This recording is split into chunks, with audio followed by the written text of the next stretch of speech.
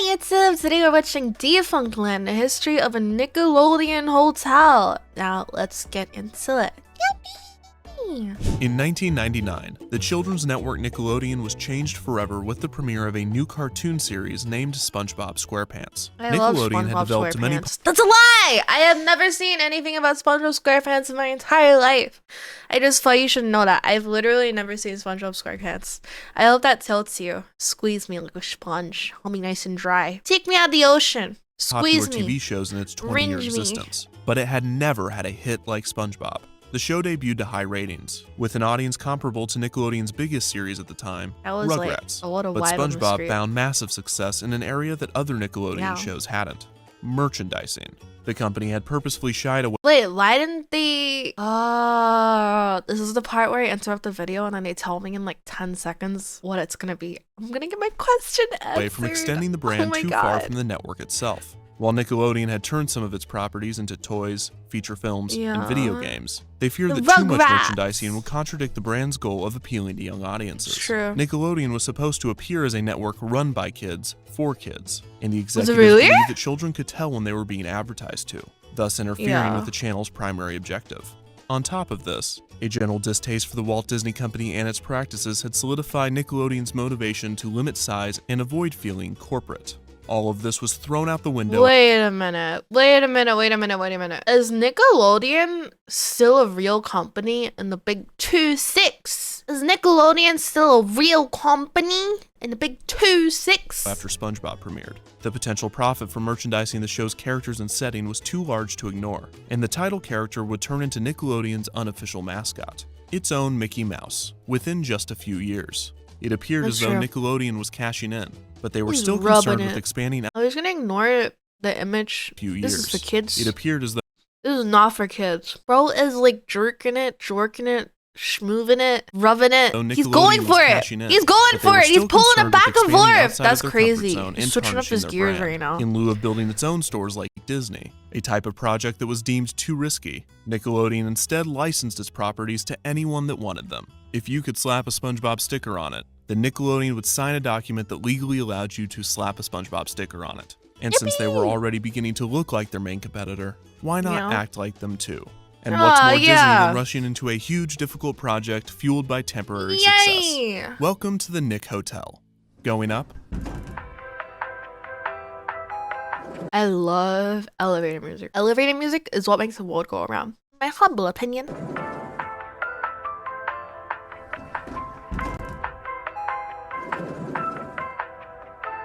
Season 2. That was fast. Episode 13? What?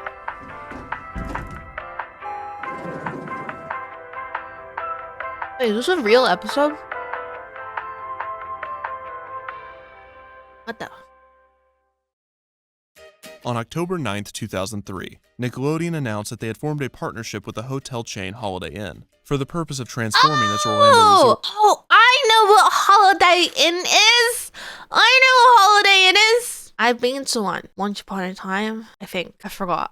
The Holiday Inn Family Suites Resort into the first ever Nickelodeon hotel. The property was less than 5 years old, having just opened in the summer of 1999. The resort was Holiday Inn's first all-suite hotel, featuring 800 suites, 2 pools, water playgrounds, a restaurant, and a food court. The hotel was located just east of the Walt Disney World Resort, and transportation was provided to all 4 Disney parks. Nickelodeon had originally considered constructing a new resort themselves, but decided against this due to their constant fear of failure. Orlando was of course the perfect location for the resort's pilot test. It had a huge tourist population of families and young children, and the company had 2 attractions at Universal Studios Florida, Nickelodeon Studios and the newly opened Jimmy Neutron's Nicktoon Blast. The Holiday Inn was located closer to Walt Disney World than it was to Universal Studios, but Nickelodeon would take what they could get. During the announcement, Nickelodeon revealed that they had plans to build 4 more resorts throughout the country. The transformation of the Holiday Inn Family Suites Resort was to be completed in early 2005, and the renovation would cost an estimated $20 million. Nickelodeon began advertising the resort leading up to its release, and parents began to book their stays at the new hotel. Did you hear? Nickelodeon has built a hotel just for you. Opening this Memorial Day, the brand new Nickelodeon Family Suites by Holiday Inn in Orlando, Florida. You get your own bedroom, 2 humongous pools with slides and flumes, a giant arcade, character breakfasts, and live Nick entertainment. Parents can book reservations by logging on to www.nickhotel.com. Wow. Or call 1-866-GO-TO-NICK.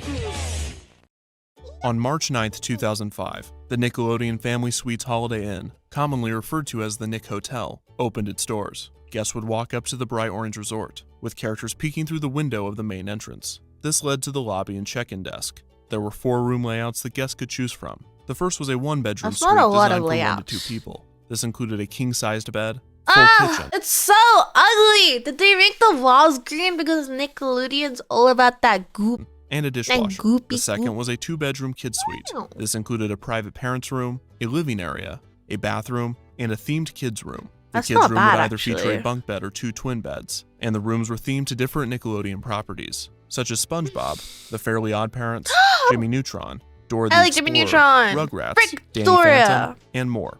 Guests could request a specific character Wow. room and would be assigned to it if available. The kids' rooms also featured a television, and some came with a Wow. PlayStation 2. Guests could rent games from the hotel That's for sick. $5 or bring their own. There was also a CD player and an activity table in most of the suites. Unlike the parents' Wow. room, there was no door separating the kids' room from the living area. This was due to a county law restricting doors on kid suites for safety reasons. The parents' room was Huh. unthemed and featured 2 side tables, a closet, a 25-inch TV, and a makeup desk. The main living area featured a pull-out couch, a rocking chair, a dining table, and a 25-inch TV. The third suite layout was a 3-bedroom kid suite. This came with 2 private 3-bedroom. parent rooms, both with What? king-sized beds, a themed kids' room with a bunk bed and pull-out cot, a full kitchen, a full dining room, and 2 bathrooms. The fourth and final layout was Damn. Nick Hotel's honeymoon suite, called the Wait a minute. Did Holiday Inn always have such big freaking hotel rooms? What the fuck? Night Suite. Oh, yeah. This included a heart-shaped whirlpool, mood lighting, Wow. scented bath lotion, Wow. an extra large shower, Shower for 2, baby. and only 1 private Wow. Leave those kids at home. bedroom. For some reason, Wow. these rooms didn't last very long, and it seems that they were discontinued within a few years of the hotel's opening.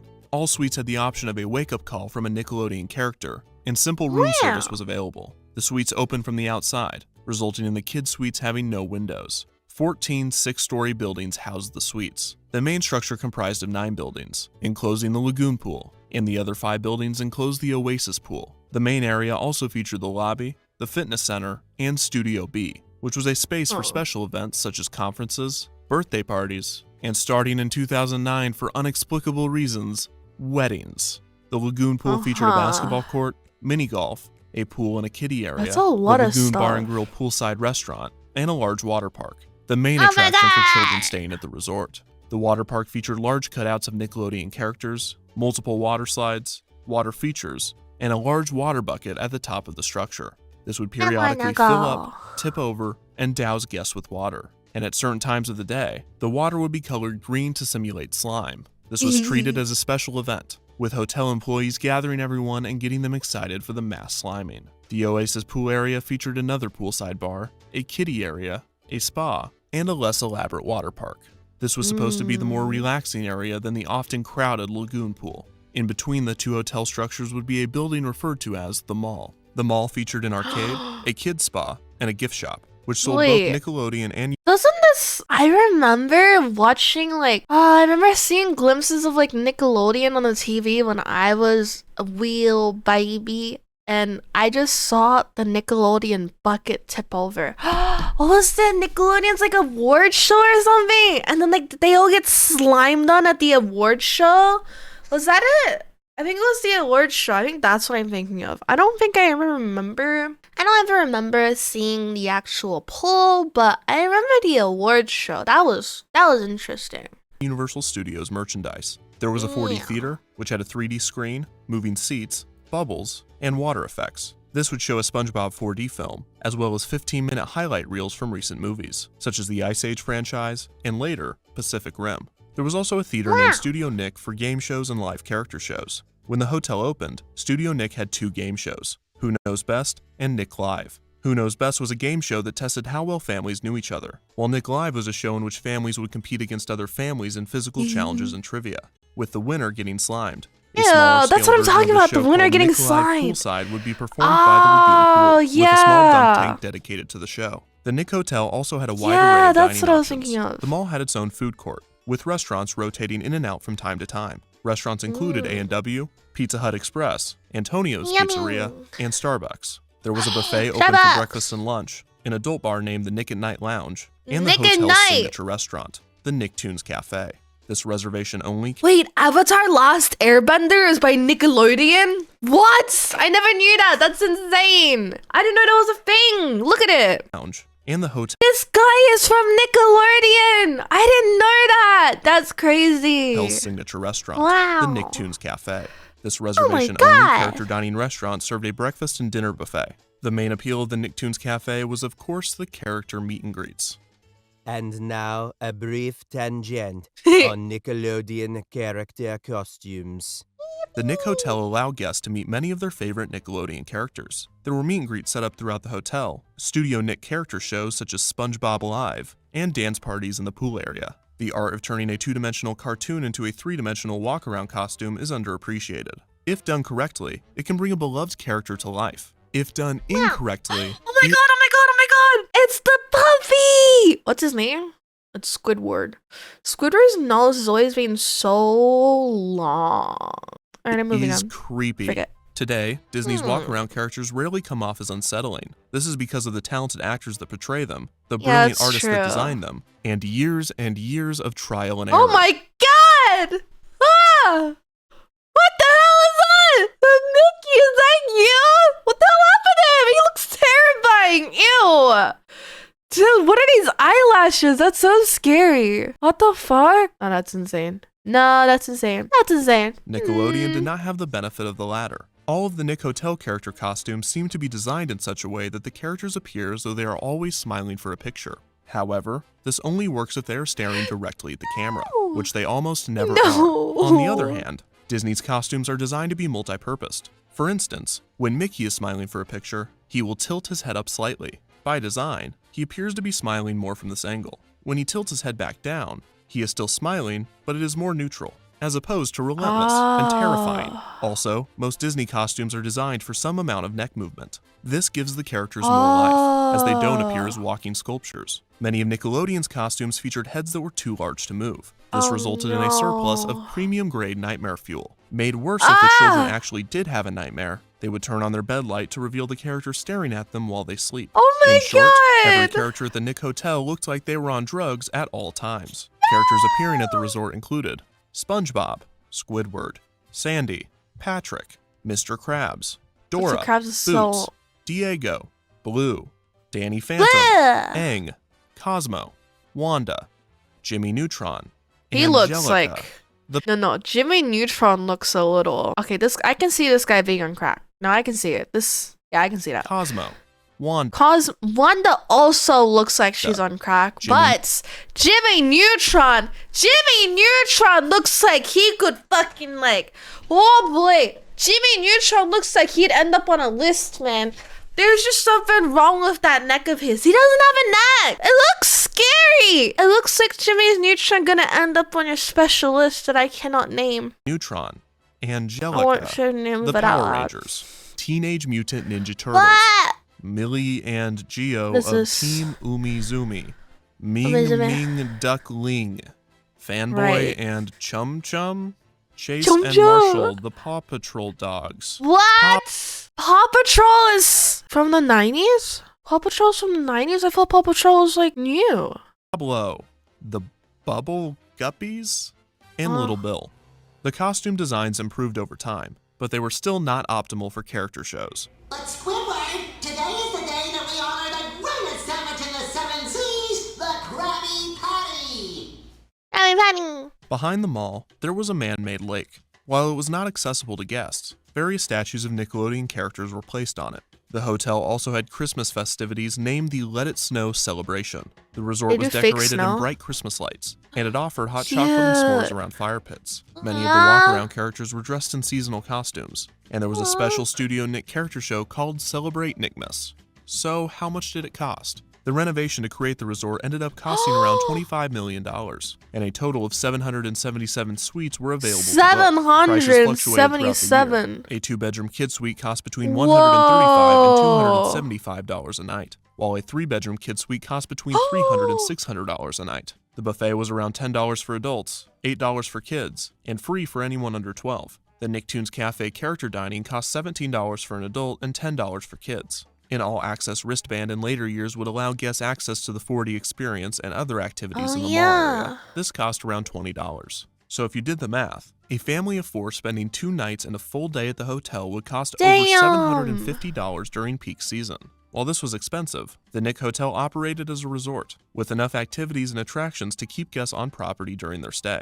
This was different than Disney, as more often than not, Walt Disney World Resort Hotel guests will be purchasing tickets to one or more of the property's theme parks. On April 30th, 2005, just over a month after the Nick Hotel opened its doors, Nickelodeon Studios... A change in formats from game shows in front of audiences to animation made the operation at Universal Orlando redundant. The slime has stopped at Universal Orlando, abandoned the television production at the theme park resort at the end of June. The same time, the park has shuttered the Nickelodeon Game Lab, an attraction based on former Nickelodeon game show that ended with a contestant on the receiving end of a bucket of green goo. It was at Universal Studios Florida closed. Damn. A time capsule had been buried outside of the studio in 1992. Kids voted on what they wanted to be placed in the capsule, and items such as a Back to the Future VHS, an MC Hammer CD, and a Nintendo Game Boy were buried. The capsule was to remain for 50 years, to be opened in 2042. After Nickelodeon Studios closed, the time capsule was moved to the Nick Hotel, where it was reburied and displayed for guests. The Nickelodeon Hotel continued to operate normally for over a decade, adding new entertainment options and shows periodically. In May of 2012, Double Dare Live, a new game show at Studio Nick based off of the hit TV show, debuted. In 2014, the Teenage Mutant Ninja Turtles Summer of the Shell began. Some rooms were rethemed to the heroes, and a laser maze based off of the TV show was added to the mall. In 2015, the Nick Hotel celebrated its 10th anniversary, but just a month after the celebration ended, the Nick Hotel would receive some devastating news. What? On January 29, 2016, Nickelodeon announced that the Nickelodeon Family Suites would be rebranded back into a Holiday Inn. The news, while sad for many, was not necessarily shocking. There were a few signs that the Nick Hotel might not be around for much longer. For one, Nickelodeon had a severely reduced presence at Universal Studios Florida, since Nickelodeon Studios had closed in 2005 and Jimmy Neutron's Nicktoon Blast had closed in 2011. While walk-around characters still appeared at the park, there was no attraction dedicated to Nickelodeon. This made marketing the resort and the park together slightly more difficult, and more than anything, it was an indication that an era of Nickelodeon was over. By 2016, the original branding was dated, as all of the shows, except SpongeBob and the Fairly OddParents, had ended.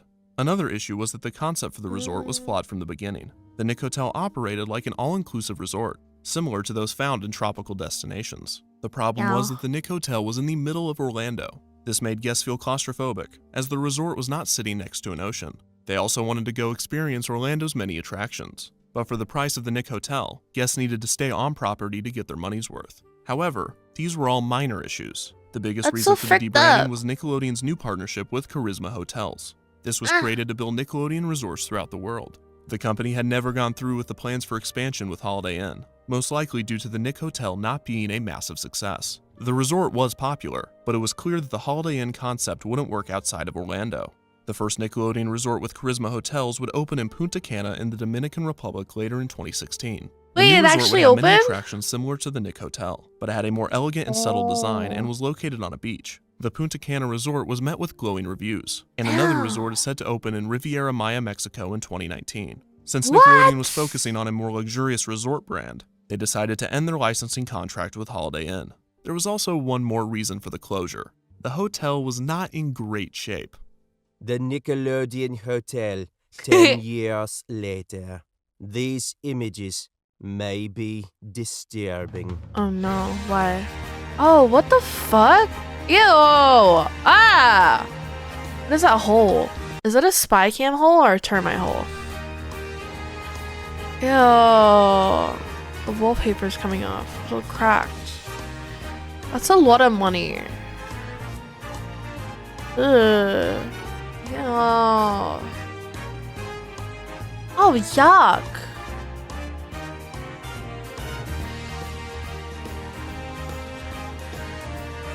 People are paying $300 a night to stay here, guys. Like, this is actually cooked.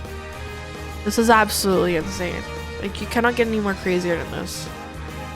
Ew! There's bed bugs? By 2016, the Nick Hotel desperately needed a renovation. This meant either updating all of the Nickelodeon characters and properties, or removing them completely. The timing just happened to be perfect to end the contract. The resort was to receive a $30 million renovation along with the debranding. It was set to reopen on April 17, 2016. However, construction delays pushed the project back nearly 2 months, having been announced in January that it was to close. This put the Nick Hotel in a state of limbo for 5 months, and the hotel stayed open for most of the transformation. During this time, certain activities were discontinued, buildings were being repainted, and logos were being removed. The time capsule was once again dug up and moved to the Nickelodeon studios in Burbank. Less people were staying at the hotel during this time, and the resort felt abandoned. Many of the themed kid suites remained, despite the rest of the hotel being given a blue paint job and replacing all Nickelodeon logos with Holiday Inn. Many of the TVs and appliances had not been replaced since the hotel opened. The mall area was almost completely silent, with many of the attractions and restaurants being renovated or removed. Like Finally, a horror on movie. June 1st, 2016, the resort reopened as the Holiday Inn Orlando Suites. The hotel still hosts family game shows, the food court reopened with some new restaurants, the water bucket is now dyed dark blue at certain times, the 4D theater now shows some generic movie, the laser maze is now themed to Batman, and the gift shop now sells both Nickelodeon and Disney merchandise. The prices have also dropped significantly, now typically below $100 a night for a room with a kid suite. The Nick Hotel was an interesting experiment to say the least, because it didn't not work. Attendance was consistent, it wasn't completely neglected by either company, and it avoided what would have probably been a disastrous expansion. At the same time, it wasn't perfect. The design was cheesy, the activities were immature, and there was little to nothing for parents. Plus, Holiday Inn, known more for having economical prices rather than luxurious facilities, was probably not the best choice for the partnership. Nickelodeon made the right decision in partnering with Charisma Hotels, and it is possible that many new Nickelodeon resorts will open in the future. While these new resorts best the Nickelodeon family suites in almost every category, it is still disappointing to see such an elaborate entertainment experience disappear. Seeing the debranded hotel, a skeleton of what it once was, is devastating to those that stayed there and the many more that wanted to. While it might be gone, the Nick Hotel leaves behind a decade of memories of Nickelodeon fans having the best day ever. I kind of can't get over how like expensive it is though. I just feel like if you're spending $700 for a family of 4 to stay there for like 2 nights, it's kind of cooked.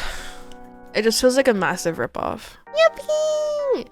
Don't forget to like and subscribe to my YouTube channel and leave a comment under the video if you enjoyed it. And don't forget to say bye.